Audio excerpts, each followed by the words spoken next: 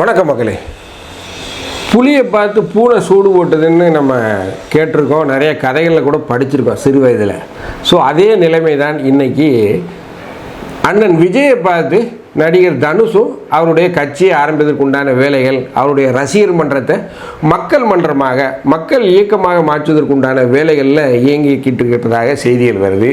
மேலும் தமிழக உளவுத்துறையுடைய கண்காணிப்பிலையும் நடிகர் தனுஷுடைய கட்சியும் கட்சி நிர்வாகிகளும் கொண்டு வரப்பட்டிருப்பதாக செய்திகள் வருது. ஸோ இதை பற்றி தினமலர் நாளிதழும் இன்றைக்கி ஒரு சின்ன ஒரு பக்க செய்தி போட்டிருக்காங்க. ஏன் திடீர்னு நடிகர் தனுஷுக்கு இந்த கட்சி ஆரம்பிக்கணுங்கிற எண்ணம், திடீர்னு ஏன் இந்த ஞானோதயம், எப்படி திடீர்னு இந்த அறிவு வந்தது அப்படிங்கிற கேள்வி நமக்குள்ளே வரத்தானே செய்யும். அதுவும் குறிப்பாக அண்ணன் ஜோசப் விஜய் அவர்கள் இந்த தேர்தலில் வெற்றி பெற்று நேரடியாக சிஎம்மாக போய் உட்கார்ந்தார். ஒரு மிகப்பெரிய ஒரு அதிசயம் அப்படின்னு சொல்லலாம். ஒரு வரலாற்றில் இந்த மாதிரியான விஷயங்கள்லாம் எப்போவுமே நடக்காது. ஒரு மிகப்பெரிய அதிசயம். அந்த அளவுக்கு ஒரு மாபெரும் வெற்றியை மக்கள் கொடுத்துருக்காங்க. ஸோ இந்த வெற்றி எல்லா நடிகர்கள், அதுவும் குறிப்பாக தமிழ் நடிகர்கள் மத்தியில் ஒரு மிகப்பெரிய அரசியல் ஆசையை கொண்டு வந்துருச்சு அப்படின்னு சொல்லலாம். அதுவும் குறிப்பாக விஷால் பார்த்தீங்கன்னா அவர் நானும் அரசியலுக்கு வர போகிறேங்கிறாரு. இந்த சினிமா துறையில ஒரு நடிகனா இருந்ததுக்காக நான் உங்களுக்கு ஏதாவது செய்யணுன்றதுக்காக நான் ஒரு குற்ற உணர்ச்சின்னு நான் சொல்ல, ஒரு நல்ல உணர்ச்சியோட நான் சொல்றேன். இனிமே போற பாதை நம்மளுக்கான பாதை சாதாரண பாதை கிடையாது, நேர்பாதை தான். குறுக்கு பாதை கிடையாது, குறுக்கு பாதையே கிடையாது. நம்மளோட நேர்பாதையில நம்ம செயல்படும் போது கண்டிப்பா உங்களுக்கு எல்லா வகையிலையும் நான் உறுதுணையா இருப்பேன். தனுஷ் அவர் தன்னுடைய ரசிகர் மன்றத்தை மக்கள் இயக்கமாக மாற்றுறாரு. இன்னும் பல்வேறு நடிகர்களுக்கு அரசியல் ஆசை வந்துவிட்டதாக செய்திகள் வருது. அதுவும் குறிப்பாக திடீர்னு ஏன் தனுஷ் வர்றாரு. ஏற்கனவே தனுஷ் ரஜினியுடைய மருமகன். ரஜினியை இந்த வரேன் அந்த வரேன்னு கிட்டத்தட்ட ஒரு 40-45 வருஷம் அவர் ரசிகர்கள்லாம் ஏமாற்றிட்டார். வர்றேன்னு போக்காட்டி பாதி ரசிகர்கள் செத்தே போயிட்டான். ஸோ இந்த நேரத்தில் இவர் நான் அரசியலுக்கு வர்றேன், மக்கள் மன்றமாக மாற்றுறேன்னு பேசுகிறாரு. இன்னொரு பக்கம் ரஜினிகாந்தோடைய மனைவி திருமதி லதா ரஜினிகாந்த் அவர்கள் மக்கள் மேடை அப்படின்னு அவங்க ஒரு இயக்கத்தை ஆரம்பிக்கிறாங்க. இதெல்லாம் இந்த புள்ளிகளை எல்லாம் நீங்கள் இணைத்து பாருங்கள். இதற்கு பின்னாடி இருந்து செயல்படக்கூடியவர்களை நம்ம ஈஸியாக ஃபைண்ட் அவுட் பண்ணிடலாம். ஸோ என்ன நடக்குது தனுஷை சுற்றி, ஏன் அவர் உளவுத்துறையுடைய கண்காணிப்பில் கொண்டு வரப்பட்டிருக்கார், அதை பற்றி தான் நம்ம அந்த நிகழ்ச்சியில் பார்க்க போகிறோம். நான் உங்கள் ஜோசப். வாங்க நம்ம இப்போது நிகழ்ச்சிக்குள்ளே போகலாம்.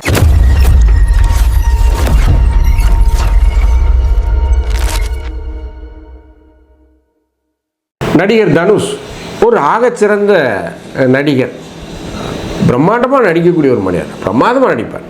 அதுவும் குறிப்பாக அவருடைய படம் அசுரன் எனக்கு ரொம்ப பிடித்த படம். ரொம்ப இயல்பாக நடிச்சிருப்பார். எந்த இடத்துலையுமே ஒரு அந்த ரொம்ப அலட்டிக்காமல் நடிப்பார்னு சொல்லுவாங்கள்ல, அந்த அளவுக்கு நடிக்கக்கூடிய ஒரு மனிதர் தான் நடிகர் தனுஷ். அவருடைய பிறந்தநாள் விழா சமீபத்தில் வேல்ஸ் பல்கலைக்கழகத்துடைய மைதானத்தில் கொண்டாடப்பட்டது. மிகப்பெரிய அளவில் கொண்டாடினாங்க. எப்போவுமே அவருடைய பிறந்தநாள்லாம் கொண்டாடுறது, நடத்துறதும் தெரியாது, போகிறதும் தெரியாது.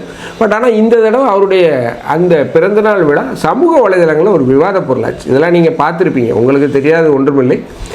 ஸோ இதை மிகப்பெரிய அளவில் ஒரு விவாதத்துக்குள்ளாகியிருக்காங்க. ஏன் அப்படின்னு பார்த்தீங்கன்னா, உண்மையிலே நடிகர் தனுஷ் தான் அரசியலுக்கு வரப்போகிறாரா, இல்லை அவரை பின்னாடி இருந்து யாரும் இயக்குகிறார்களா, உண்மையிலே தனுஷுக்கு அரசியல் ஆசை இருக்கிறதா, இல்லை யாராவது அவரை தவறாக வழிநடத்துகிறார்களா அப்படிங்கிற பல கேள்விகளுக்கு விடையாகத்தான் இந்த காணொளி இருக்க போகுது. தட்டி விடாதீங்க, தட்டி கொடுங்க.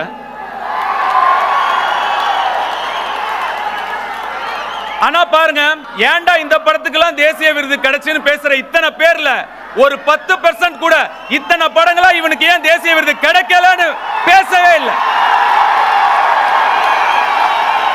இந்த மாதிரி நேரங்கள்ல நமக்கு கொஞ்சம் மன கஷ்டம் ஏற்படும். இந்த மாதிரி சவால்களை, சேலஞ்சஸ் எல்லாம் எப்படி ஃபேஸ் பண்ண போறோம், ஏன் இந்த மாதிரி நமக்கு நடக்குது, அந்த மாதிரி நேரங்கள்ல நமக்கு கொஞ்சம் மனசு தொய்வா இருக்கும். அந்த மாதிரி டைம்லலாம் நம்மளை சுற்றியே நம்ம இன்ஸ்பிரேஷன், மோட்டிவேஷன் தேடிக்கணும். இப்போ நம்மளுக்கெல்லாம் நம்ம வீட்லேயே இன்ஸ்பிரேஷன் இருக்கு. எவ்வளோ சிக்கல்கள் வந்தாலும், என்ன பிரச்சனை வந்தாலும், என்னென்ன விஷயங்கள் நம்மளை அஃபெக்ட் பண்ணாலும் ஜெயிக்கிற வரைக்கும் மோதி பார்த்துடணும்.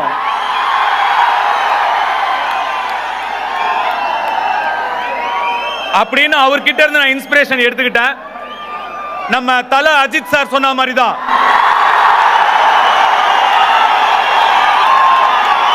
நீயா தோத்துட்டேன்னு ஒத்துக்கிற வரைக்கும் உன்னை யாராலையும் தோக்கடிக்க முடியாது. எங்க Linga baby, if you are bad I am your dot.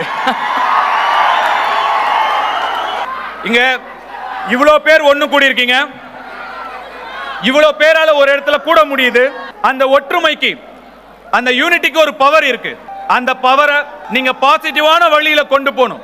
அந்த பவருக்கு நீங்க ஒரு பர்பஸ் கொடுக்கணும். சும்மா சந்திச்சோம், போட்டோ எடுத்தோம், ஆடியோ லான்ச்ல பார்த்தோம், இந்த மாதிரி பிறந்த நாள் அன்னைக்கு பார்த்தோன்னு அப்படியே விட்டுறாம நீங்க எல்லாரும் சேர்ந்து இன்னும் நிறைய நலத்திட்டங்களை செய்யணும். உங்க ஏரியால, உங்க தெருல, உங்க பக்கத்து வீட்டுல, எதிர் வீட்டுல யாருக்கு என்ன தேவைங்கிறத புரிஞ்சு நீங்க எல்லாரும் சேர்ந்து கை கோர்த்தீங்கன்னா உங்களால முடியும். அவங்களுக்கு உங்களால முடிஞ்ச நல்லதை நீங்க கண்டிப்பா பண்ணணும். நான் உங்களை நினைச்சு இன்னும் ரொம்ப பெருமைப்படணும். நீங்க செய்வீங்க நான் நம்புறேன். நடிகர் தனுஷ் இவர் ஒரு தமிழரா அப்படிங்கிற ஒரு கேள்வி முதல்ல எழுப்பப்படுது. இவர் தமிழரா அப்படின்னு பார்த்தீங்கன்னா தமிழர் இல்லை. இவர் தமிழர் இல்லை, அதை நான் சொல்லிடுறேன். பட் அவர் எந்த இதையும் சார்னா, ஆனால் தமிழர் கிடையாது. அதை அவருடைய தந்தையார் கஸ்தூரி ராஜா அவர்களே பதிவு பண்ணியிருக்கார். அந்த வீடியோலாம் நீங்கள் பார்த்துருப்பீங்க. ஸோ இப்பேற்பட்ட சூழ்நிலையில் தற்போது தமிழகத்தை ஒரு தமிழர் ஆண்டு கொண்டிருக்கிறார். ஸோ ஒரு புதிய கட்சி, ஒரு புதிய இயக்கம் மக்களை ஆண்டு கொண்டிருக்கு. ஏகோபித்த ஆதரவு பேரன்போடு அவர் ஆட்சி அமைத்திருக்கார் அண்ணன் விஜய். இப்போ இன்னொரு கட்சிக்கு என்ன தேவை இருக்குது அப்படிங்கிற ஒரு கேள்வி எழுந்திருக்கு. ஆசை யாரை விட்டது அப்படின்னு சொல்லுவாங்கள்ல. ஸோ இதற்கு பின்னாடி ரஜினி இருப்பதாக செய்திகள் வரும். ஸோ ரஜினிக்கு எப்படியாவது அரசியலில் வரணும் அப்படிங்கிற ஒரு எண்ணம் ரொம்ப நாளாக இருந்தது. உங்களுக்குமே தெரியும், இந்த வர்றேன் அந்த வரேன்னு சொல்லி போக்கு காட்டிகிட்டு இருந்தார். கடைசியில் கொரோனா டயத்தை வேறு சிக்கலில் மாட்டிக்கிச்சு, ஆள் எஸ்கேப் ஆகிட்டார். ஸோ இப்போது அண்ணன் விஜய் அவர்கள் முதல்வர் நாற்காலியில் அமர்ந்தது மிகப்பெரிய அளவில் நடிகர் ரஜினியின் குடும்பத்தாருக்கு ஒரு கண்ணை உறுத்திக்கிட்டே இருக்குன்னு சொல்லுவாங்கள்ல, அதை தான் செய்து கொண்டிருக்கு.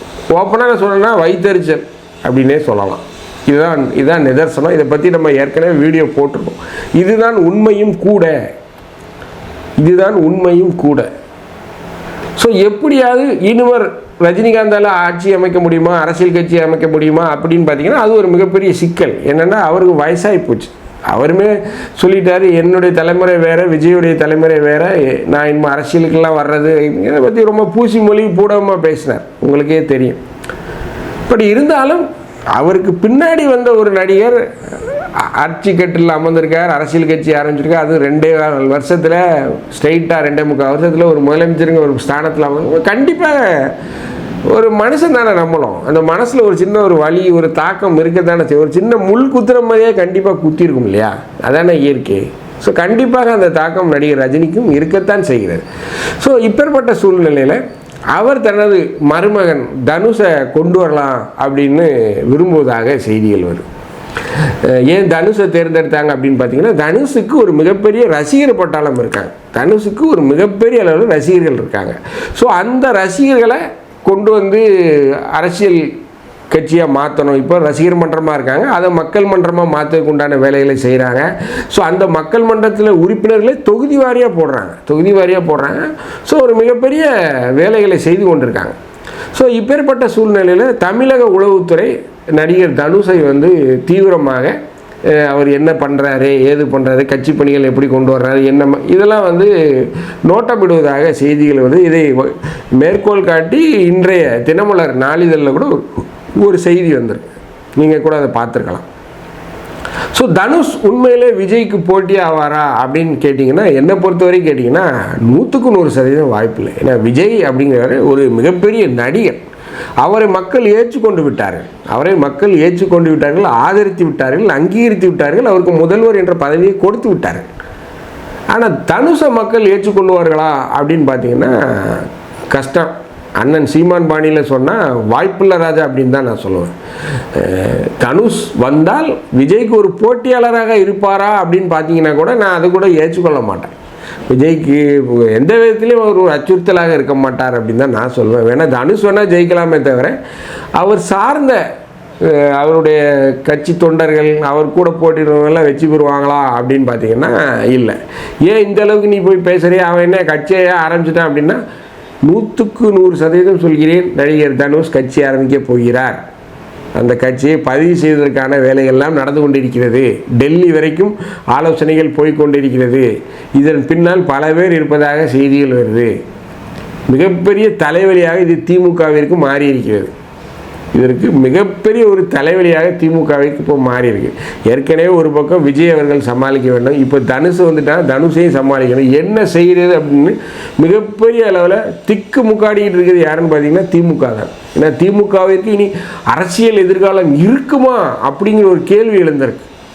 ஏன் அப்படின்னு பார்த்தீங்கன்னா அந்த அளவுக்கு அந்த கட்சி இப்போ துவண்டு போயிருக்கு. 200 தொகுதிகளில் ஜெயிப்போம், 210 தொகுதிகளில் ஜெயிப்போம்னு சொல்லிட்டு இருந்தார் முன்னாள் முதல்வர் M.K. ஸ்டாலின். கடைசியில் பார்த்தீங்கன்னா அவராலே ஜெயிக்க முடியல. அந்த அளவுக்கு ஒரு மோசமான நிலைக்கு திமுக வந்துடுச்சு. ஸோ இப்பேற்பட்ட சூழ்நிலையில் தனுஷும் ஒரு கட்சி ஆரம்பித்தாருன்னா அது ஒரு போட்டியாளர், இன்னொரு போட்டியாளர் வர்றாரு, அந்த போட்டியாளரையும் சமாளிக்கணும் முடியுமா அப்படிங்கிற ஒரு கேள்வி எழுது. ஒருவேளை தனுஷும் திமுகவும் கூட கூட்டணி வைக்கலாம், வாய்ப்பு இருக்குது. ஆனால் தனுஷ் அதை செய்வாரா அப்படின்னு பார்த்தீங்கன்னா செய்ய மாட்டாருன்னு தான் நான் சொல்லுவேன். ஏனென்றால் தனுஷ் கட்சி ஆரம்பித்து உள்ளே வரும்போது அவர் தன்னுடைய சுயபலத்தை தான் அறியணும்னு விரும்புவார், கூட்டணி போக மாட்டார். அவர் ஏற்கனவே விஜயைத்தான் காப்பி அடிப்பதாக செய்திகள் வருது. விஜய் என்ன பண்ணுறாரோ, என்ன மெத்தட் ஃபாலோ பண்ணுறாரோ அதே வேலைகளைத்தான் தனுஷும் பின்பற்றி அதே போல தான் கட்சி கட்டமைப்புகளை எல்லாமே செய்து வர்றதா செய்திகள் வருது. அவர் எப்போ விஜய் எப்படி கடைசி 2.25 ஆண்டுகள் பிரச்சாரம் செய்து ஆட்சியை பிடித்தாரோ அதே பாணியை தான் தனுஷும் செய்ய இருப்பதாக செய்யல. 2031 ஆட்சியை பிடிக்கணும் அப்படிங்கிற லெவலுக்கு அவங்களுடைய கட்சி தொண்டர்கள், அவருடைய மன்ற தொண்டர்கள், அவருடைய ரசிகர் மன்ற தொண்டர்கள் பேசிகிட்டு இருக்காங்க. சமூக வலைதள பதிவுகள் நிறைய பதிவுகளை நான் பார்த்தேன், ஷேர் பண்ணாங்க. பட் இருந்தாலும் தனுஷ் விஜய்க்கு ஒரு போட்டியாளரா அப்படின்னு கேட்டிங்கன்னா 100% இல்லை அப்படின்னு தான் சொல்லுவேன். தனுஷை எப்படியாவது அரசியலில் கொண்டு வந்துடணும், அதன் மூலமாக அரசியலில் உள்ளே இறங்கிடணும் அப்படின்னு சொல்லி ரஜினிகாந்துடைய குடும்பத்தினர் நினைப்பதாகத்தான் செய்திகள் வருது. இவர்கள் தான் அவரை பின்னால் இருந்து இயக்குவதாக செய்திகள் வருது. ஸோ என்ன எதுவாக இருந்தாலும் விஜய்க்கு தனுஷ் ஒரு போட்டியாளர் அல்ல. அப்போது தனுஷ் யாருக்கு போட்டியாளராக மாறுகிறார் அப்படிங்கிறத அதை பற்றி ஒரு தனியாக ஒரு வீடியோ போடுறேன். இந்த வீடியோ உங்களுக்கு பிடிச்சிருந்துச்சுன்னா தயவுசெய்து லைக் பண்ணுங்கள், ஷேர் பண்ணுங்கள், சப்ஸ்கிரைப் பண்ணுங்கள். மறக்காமல் உங்கள் கருத்துக்களை கமெண்ட் செக்ஷனில் சொல்லுங்கள். நன்றி, வணக்கம்.